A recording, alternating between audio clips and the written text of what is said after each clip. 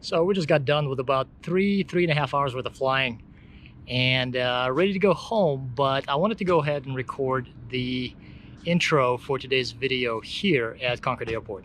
Today's video is a little bit different from the usual ones in the sense that it's not really a flying video. This is more about how I became a pilot, where I learned, and just a little bit about how I did it and why I did it.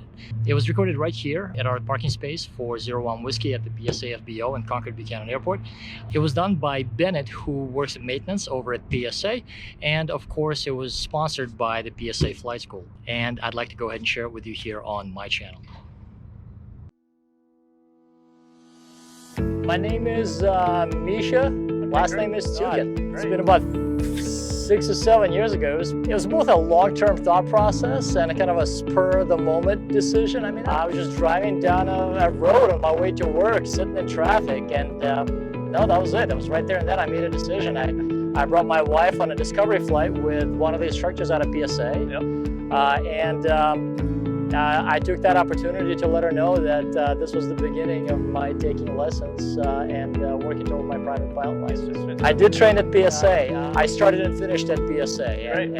Who's your instructor? BK. The first time that I flew solo, well, it was right here off of 19er left. Yeah. It was in the pattern. I mean, it was obviously my first solo. My instructor sent me up, and it was, let me put it to you this way. At the end, it was the most exhilarating feeling I've ever had.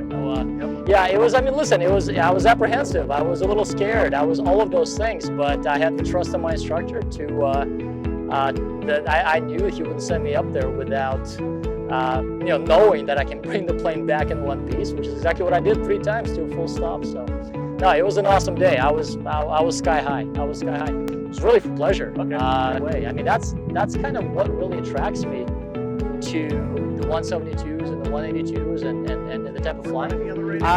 So we're working on getting some instrumentation into this plane, getting it up and running, and I'm going to start working on my instrument probably this fall. Listen, I want to get as many ratings as I can, just as a challenge. Yeah. Listen, this is kind of like an incredible hobby. You kind of think about it all the time if you're not doing it professionally. And you just kind of want to progress as much as you can. Even if I don't fly instrument, I want to stay current. And I know for sure everybody I talk to says getting your instrument ticket is going to make you that much better of a pilot. So I was doing just a lot of bay tours, a lot of local flying and things like that. And slowly but surely it started driving me nuts. Like, okay, I need to get out of the Bay Area. Right. I need to go. So flying a lot of adventures out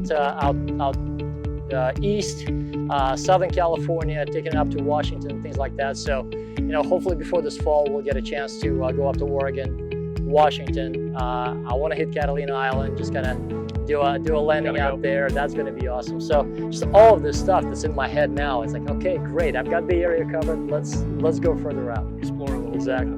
Yeah. Yes, I'm a partner in November 9er 501 Whiskey, which is a freaking legend. It's the best 172 there is. It's a 1997, primarily a school plane. Flew most of its career with PSA, and Mo and I and a third partner, Alex, actually bought the plane, and then Mo and I own it now, and we're releasing it back to PSA, but with the type of flying that I wanted to start doing, and now with the fact that Mo is getting very serious about his training. We pulled it, we parked it at the FBO, and then now just basically we're the only ones flying it.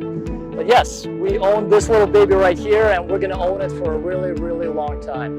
I love it. It's a combination of several things. The freedom to just go out and explore, right? I mean, no matter where you go, there's always something that you're going to find to do there, and also it's a place that you've never been. An airplane is going to take you to a place where if you're driving by it, you'll never stop. Well, getting started is easy. Go spend an extremely reasonable amount of money and hop into a left seat and do a discovery. Exactly, at PSA, take it out into a little bit of a practice area and just kind of like do a couple of little maneuvers, and then maybe hop on over to San Francisco and do a small bay tour, just kind of get you an idea of what it can actually do.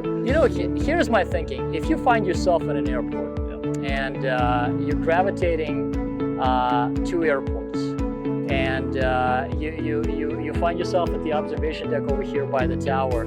Yeah, hop on over to PSA and just do a quick 30-45 minute flight. There's a reason why you're in an airport, and you're here to see what it feels like because you have that natural curiosity. And yeah, taking a discovery flight is just the next natural step.